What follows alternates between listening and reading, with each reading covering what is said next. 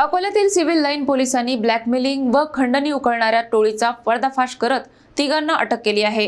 आरोपींकडून सोन्याची अंगठी, रोख रक्कम, मोबाईल आणि दुचाकी असा मुद्देमाल जप्त करण्यात आला आहे।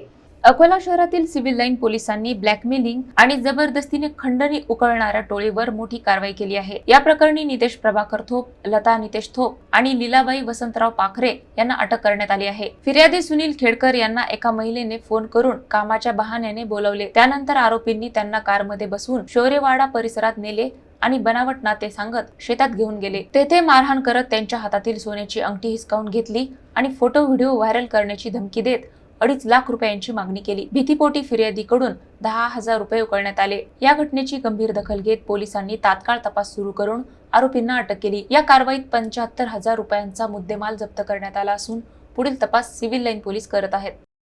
सिव्हिल लाईन येथे दिनांक 4/4/2026 रोजी BNS 424/26 कलम 309, 308, 115 कंसात 2, 351 आणि 352 कंसात 5 BNS प्रमाणे गुन्हा दाखल झाला। सदर गुन्ह्यातील फिर्यादी हे खामगाव येथील असून सदर फिर्यादीला एका महिलेने फोन करून बोलवले। हॉटेल शौर्यवाडा येथून ती त्याचे सोबत 4 व्हीलर मध्ये बसून गेली व घुसर रोडवर त्यांना तिथे थांबून तिथे सदर महिलेची सासू व पती असा बनाव करून त्याला थांबवले व त्याचे शर्ट काढून त्या महिलेसोबत त्याचे फोटो काढून आम्ही तुला फोटो मिळून बदनामी करू अशी धमकी दिली व त्याला पैशाची मागणी केली होती।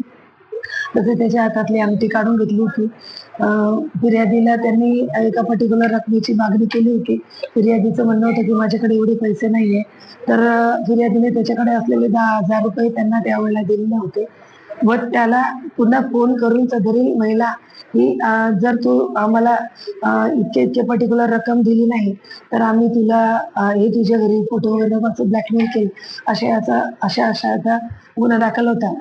अशा गुन्हा दाखल होतात आम्ही मान्य पोलीस अधीक्षक यांना सदर गुन्ह्याची माहिती दिली आणि मान्य पोलीस अधीक्षक सरांनी आम्हाला DBच्या 2 ते 3 टीम बनवा, तिथून CCTV फुटेज घ्या, ड्रम डाटा काढा आणि काही जे ट्रान्झॅक्शन झालंय ते फोनपेवरून त्याचा नंबर काढून त्याचे अकाउंट नंबर आणि फोन नंबर काढून त्याची माहिती घेण्यास सांगितली। त्याच्यावरून आमच्या ज्या टीम गेल्या आणि त्यांनी लवकर जाऊन ते फुटेज वगैरे काढून त्याचा नंबर हे केला आणि तांत्रिक मदतीच्या सहाय्याने आम्ही आरोपीचं लोकेशन घेऊन त्याला ताब्यात घेतलं। त्यानंतर त्याला ताब्यात घेतल्यानंतर पुन्हा दुसरी टीम पाठवून त्याची पत्नी व त्याच्यानंतर पुढची अजून टीम पाठवून त्याची जी पत्नीची आई आहे जी आमच्या हद्दीमध्ये उमरी येथे राहते त्यांना ताब्यात घेतली। आरोपीचा 1 दिवस PCR घेतला आणि आता सध्या आरोपी MCR वर आहे।